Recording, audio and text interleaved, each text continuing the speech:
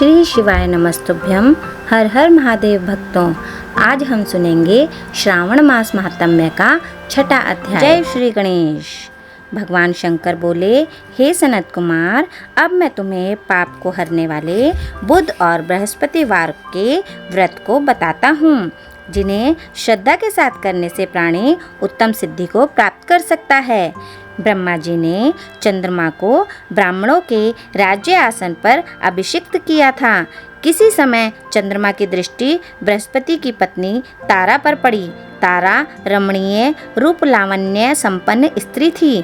चंद्रमा उसके रूप लावण्य पर मोहित हो काम के वश में हो गए। चंद्रमा ने देवताओं की गुरु पत्नी को जबरदस्ती अपने घर में रख लिया। कुछ काल पश्चात उससे एक पुत्र पैदा हुआ। पुत्र का नाम बुध रखा गया। बुध विद्वान, रूपवान तथा सर्वगुण संपन्न था। देवगुरु बृहस्पति अपनी पत्नी को खोजते हुए चंद्रमा के निवास पर पहुँचे। वहाँ उन्होंने अपनी पत्नी तारा को देखा। बृहस्पति चंद्रमा से बोले, तुमने गुरु पत्नी के साथ गमन किया है, इस पाप से तुम कैसे बचोगे?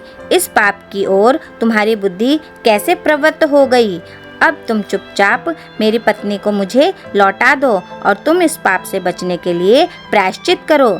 यदि तुम ऐसा नहीं करते हो तो मैं तुम्हारी शिकायत इंद्र से करूँगा। बृहस्पति के कहने पर भी चंद्रमा उनकी पत्नी को लौटाने को तैयार नहीं हुआ, तो देवगुरु ने राजा इंद्र से चंद्रमा की शिकायत कर दी कि इसने मेरी पत्नी का अपहरण कर लिया है।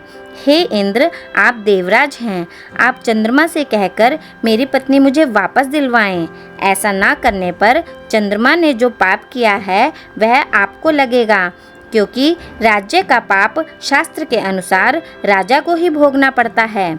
देवराज इंद्र ने चंद्रमा को बुलाया और उसे आज्ञा दी कि तुम गुरुदेव बृहस्पति की पत्नी तारा को लौटा दो।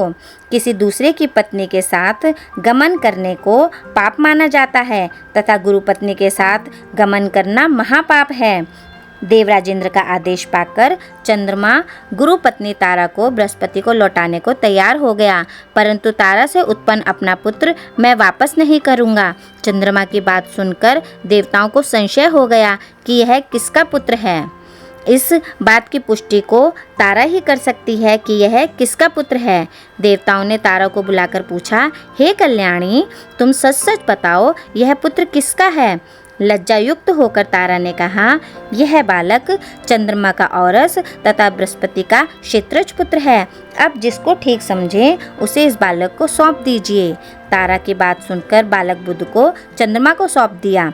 इससे गुरु बृहस्पति खिन्न हो गए। उन्हें खिन्न देखकर देवों ने दोनों को वर दिया। चंद्रमा से कहा, यह तुम्हारा पुत्र है, अब तुम घर जाओ। चंद्रमा तथा बृहस्पति पुत्र बुध ग्रह होगा। हे आचार्य, और भी शुभ वर को ग्रहण करो। जो प्राणी दोनों का मिलाकर एक साथ व्रत करेगा उसे सब सिद्धियों की प्राप्ति होगी। भगवान शिव के प्रिय मास श्रावण में जो लोग बुधवार और गुरुवार के दिन अर्चना करेंगे उनके खजाने भरे रहेंगे और उनका क्षय नहीं होगा। नैवेद्य दही भात से दोनों मूर्तियाँ लिखनी चाहिए। जो दोनों मूर्तियों को झूले पर रखकर अर्चन करता है वह दीर्घायु तथा संपूर्ण गुणों से युक्त पुत्र प्राप्त करता है। पाकशाला में लिखकर अर्चना करने से पाक वृद्धि और देवागार में लिखकर अर्चना करने से देव की दया होती है। सोने के कमरे में लिखकर अर्चना करने से पत्नी का वियोग कभी नहीं होता। इस प्रकार यथा स्थान पर उसका फल प्राप्त होता है। 7 वर्ष तक व्रत करने के पश्चात उसका उद्यापन करना चाहिए। उद्यापन में पहले रात में जागरण करें। सोने की प्रतिमा का निर्माण कर विधि पूर्वक अर्चन करें। षोडश उपचार द्वारा अर्चना कर हवन करें। तिल, घी तथा खीर प्रज्वलित अग्नि में देनी चाहिए। चिंचिड़ा तथा पीपल की समिधाओं से हवन करके पूर्णाहुति डालनी चाहिए। इसके बाद मामा भांजे को भोजन कराकर अन्य ब्राह्मणों को भोजन कराना चाहिए। ब्राह्मणों को दक्षिणा देकर उन्हें हाथ जोड़कर विदा करने के बाद स्वयं भोजन करना चाहिए। इस प्रकार 7 वर्ष तक व्रत करने वाला प्राणी सब इच्छाओं को प्राप्त कर लेता है। जो विद्या की कामना करता है उसे विद्या की प्राप्ति होती है। वह वेदों और शास्त्रों का मर्म जान लेता है। उसे बुद्ध ज्ञान एवं गुरु बृहस्पति गुरुता प्रदान करते हैं। सनत कुमार ने भगवान शंकर से पूछा, आपने पहले मामा तथा भांजे को भोजन कराने का विधान बताया है, इसका कारण क्या है? भगवान शंकर ने कहा, हे सनत कुमार, पहले समय में मामा और भांजा दोनों दरिद्र थे। एक दिन दोनों भोजन के लिए घूमते घूमते एक सुंदर नगर में पहुंच गए। उन्होंने वहां प्रत्येक मकान में श्रावण के महीने में प्रत्येक वार का व्रत करते लोगों को देखा, परंतु बुध और बृहस्पति का व्रत करते कहीं नहीं देखा। दोनों मामा भांजे ने बहुत समय तक आपस में विचार किया कि सब जगह सूर्य और अन्य वारों का व्रत तो हो रहा है, परंतु बुध और गुरु का व्रत देखने को कहीं नहीं मिला।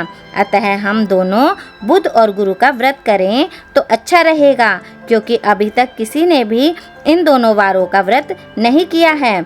यह अनुच्छिष्ट व्रत है, इसे हम करेंगे। लेकिन विधि विधान न जानने के कारण दोनों संशय में पड़ गए। तब रात्रि में उन्हें विधि विधान का स्वप्न में पता चल गया। स्वप्न से ज्ञात विधि विधानों द्वारा दोनों ने इस व्रत को किया। व्रत करने से वे धन धान्य से संपन्न हो गए। 7 वर्ष तक दोनों मामा भांजे व्रत को करते रहे और वे पुत्र पौत्र धन संपदा आदि से संपन्न हो गए। बुध और बृहस्पति ने प्रत्यक्ष दर्शन देकर उन दोनों को वर दिया कि आप लोगों ने हमारे व्रत का सुविचार किया। आज से जो भी इस व्रत को करेगा और मामा भांजे को पहले भोजन कराएगा, वह उत्तम सिद्धियों को प्राप्त करेगा। श्रावण मास महात्म्य का 6वां अध्याय समाप्त। श्री शिवाय नमस्तुभ्यं। हर हर महादेव भक्तों।